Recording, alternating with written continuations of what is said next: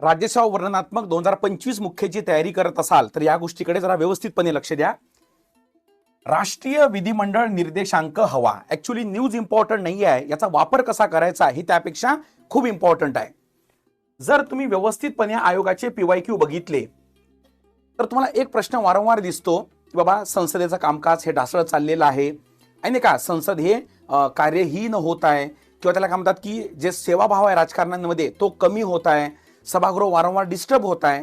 यावर आधारित जर एखादी प्रश्न आला तर त्याचं उत्तर म्हणजे एंड समर्पक करत असताना, कारण तुम्हाला माहित असेल की उत्तराचा शेवट हा फ्युचरिस्टिक पाहिजे, समकालीन पाहिजे, काहीतरी उपाययोजना पाहिजे, बरोबर. तर अशा वेळेस तुम्ही राष्ट्रीय विधिमंडळ निर्देशांक हवा असं त्या एंड मध्ये हे वापरू शकता. ओके, असं लास्ट मध्ये काय करू शकता, त्याचा संदर्भ हा तुम्ही देऊ शकता, नाही का, एकदम प्रभावी लागते बरं का. आणि सेम या प्रकारे त्याला काय म्हणतात की एक अजून याचा संदर्भ सांगतो मी तुम्हाला. समजा उदाहरणार्थ आपले टॉपिक आहे GS2 मध्ये आणि PSIR मध्ये, त्याला म्हणतात फॉर्मेशन ऑफ न्यू स्टेट, नवीन राज्याची निर्मिती, बरोबर नाही का, कलम 2 आणि कलम 3. आणि बेसिकली यामध्ये बघा, नवीन राज्याच्या निर्मितीमध्ये आपल्या इथं राज्याची कुठलीच भूमिका नाही आहे.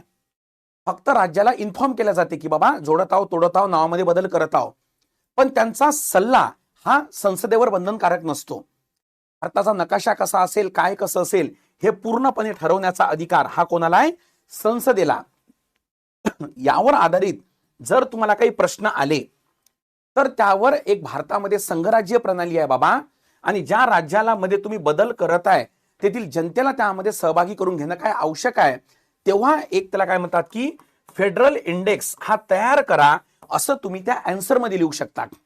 आणि हे मला कसं सुचलं फेडरल इंडेक्स तयार करायला पाहिजे, तेलंगणाची जी केस होती त्यावर सुप्रीम कोर्टाचा हा निर्णय होता की ठीक आहे केंद्र सरकार तुम्ही राज्य तोडता जोडता, पण कमीत कमी त्या जनतेला विचारा ना, राज्यासाठी जनतेसाठी राज्य आहे, राज्यासाठी जनता थोडी आहे, बरोबर. त्यामुळे इथं फेडरल इंडेक्स काय करा, तयार करा.